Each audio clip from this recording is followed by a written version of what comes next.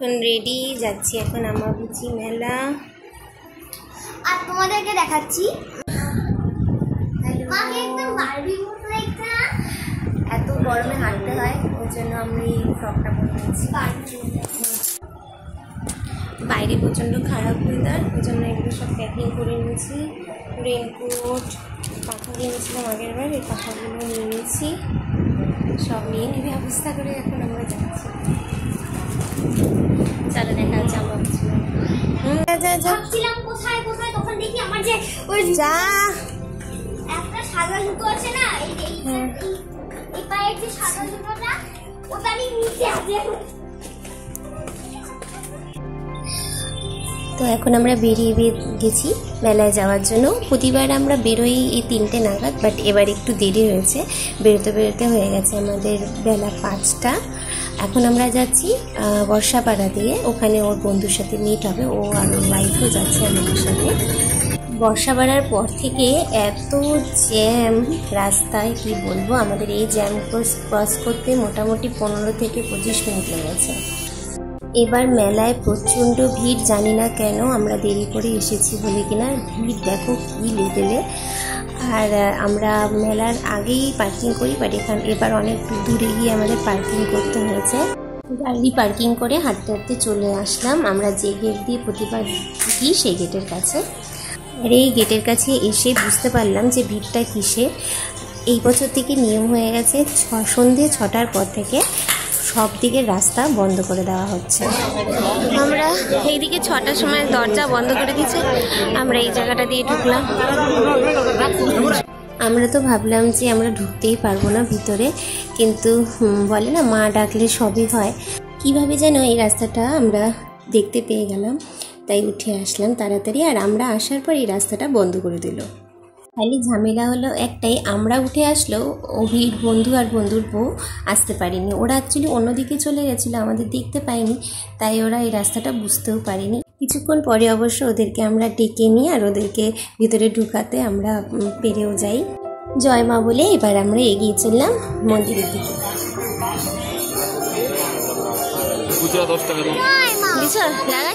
সবাই আমরা বেশ খুশিই ছিলাম, এই ভেবেছিলাম যে এইবার হয়তো মায়ের দুয়ারে পৌঁছাতে পারবো, কিন্তু ঘটে গেল একটা অঘটন। আমাদের সাথে ছিল সৌমেন আর অন্বেষার ফোনটা কিভাবে যেন চুরি হয়ে গেল। ওদের মনটা এতটাই খারাপ হয়ে গেল যে ওরা আর এগোয়নি। এরপর আমি, অভি আর কুহু মিলেই এগিয়ে গেলাম মন্দিরের দিকে। হাঁটতে হাঁটতে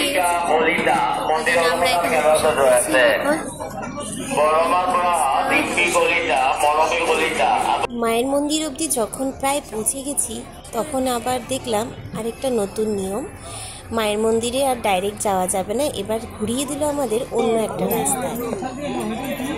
এই রাস্তায় আমরা তো প্রথমবারই যাচ্ছি, আরও আমাদের 5-10 কিলোমিটার খালি পায়ে ডাউনের দিকে নিয়ে গেল। মনে হচ্ছিল আমরা নীলাচল পাহাড়ের থেকে বাঁ দিকে আরেকটা কোনো পাহাড়ে নেমে গেছি। এখন সেই পাহাড়টাকে আমাদের উঠে পৌঁছতে হবে মায়ের কাছে। নীলাচল পাহাড়ে উঠে যাওয়ার অনেক ছোট ছোট রাস্তাই ছিল, কিন্তু সব রাস্তায় পুলিশ দিয়ে ঘেরাও করা, ওই জন্য আমরা উঠতে পারিনি। শুধু তাই নয়, দুর্গাপুজোর মতো দড়ি দিয়ে আটকে আটকে দেওয়া হচ্ছিল আমাদের ভিড়টাকে। এই জায়গার ভিড় দিয়ে আমি যেটা কোনো দিন হয়নি সেই ভয়টাই এখানে পেয়েছিলাম। মারাত্মক ভিড়, তোমরা দেখতে পাচ্ছ ওই দূরে কতটা ভিড়, আগে কোনোবার এরকম ভিড় পাইনি। অবশেষে 5 ঘন্টা পর আমরা ঢুকতে পারলাম কামাখ্যা মন্দিরের চত্বরে। তবে এটা নর্মাল গেট না, এটা মন্দিরের পশ্চিম দুয়ার। এবারের এন্ট্রি করেছে এদিক দিয়ে।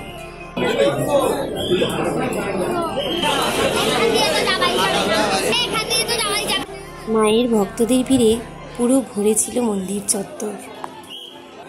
শুধু আসামেরই না, নানান রাজ্য নানান দেশ থেকে এই সময় এই মন্দিরে ভিড় করে মায়ের ভক্তরা।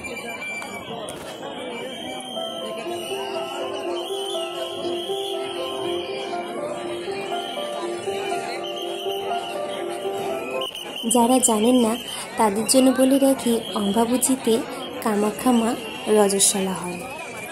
আর তাই 3 দিনের জন্য মন্দিরের দরজা বন্ধ থাকে, কিন্তু ভক্তদের ভিড় চারিদিকেই থাকে। দিন পর দরজা খোলার অপেক্ষায় মায়ের দর্শন পাওয়ার জন্য ভক্তরা বসে রয়েছে।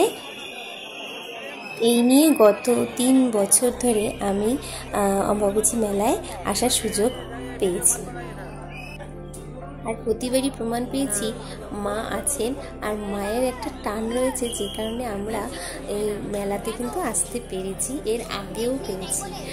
তো সেটা তোমরা জানতে পারবে আমার আগের ব্লগগুলো দেখলে। মন্দির দর্শন হয়ে গেছিলো, এরপর দরকার ছিল একটু এনার্জি, তাই জন্য আমরা খেয়ে নিয়েছিলাম চা আর শরবত। এখন বেরিয়ে এলাম মন্দিরের পূর্ব দিকের দরজা দিয়ে।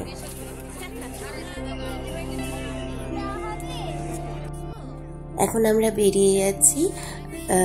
এবার যেতে যেতে আরও ধরো 2 ঘন্টা তো লাগবেই নামতে। এমনি কষ্ট তো হয়, এটা ঠিক কথাই, কিন্তু যখনই মন্দিরে গিয়ে পৌঁছালাম কষ্টটা কোথায় যেন উধাও হয়ে গেল। তবে সবচেয়ে ভয়ে থাকি মেয়েটাকে নিয়ে, কারণ ও আমাদের সাথে অনেকটাই কষ্ট করে। তবে ও কিন্তু আমাদেরকে অনেক সঙ্গ দিয়েছিল।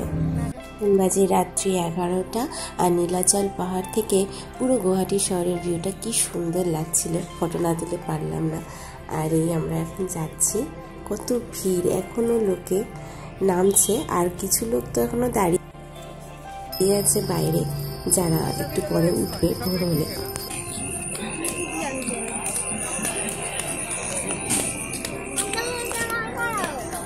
এখন বাজে রাত্রি 11:30, আর আমরা এখন মোটামুটি পার করে এসেছি অম্বাবুচি মেলা। আমরা এখন বেরোবো, বেরোনোর পথে আমরা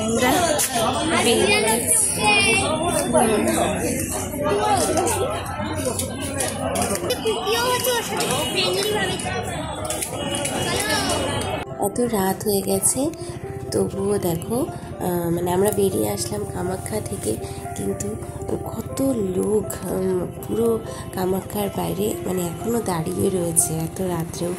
এখানে কামাখ্যার পুরো রাস্তা জুড়েই এইরকমই দৃশ্য চোখে পড়ছে। তবে এইসব মানুষদের খাওয়ার জলের যাতে কোনো অসুবিধা না হয় সেই জন্য এগিয়ে এসেছে কিছু ভক্তরা খাওয়ার জল এসব নিয়ে, যে দেখো এখানে সবাইকে দান করছিল। এই ছিল 2025-এর অম্বাবুচি মেলায় আসার আমাদের অভিজ্ঞতার কিছু গল্প। পরের বছর আসার আবার চেষ্টা করব। তো আজকের ব্লগটা কেমন লাগলো আমাকে জানিও। আমার ভিডিওগুলো ভালো লাগলে অবশ্যই চ্যানেলটাকে সাবস্ক্রাইব করে নিও, সবার সাথে শেয়ার করো। দেখা হচ্ছে খুব শিগগিরই, ততক্ষণের জন্য টাটা।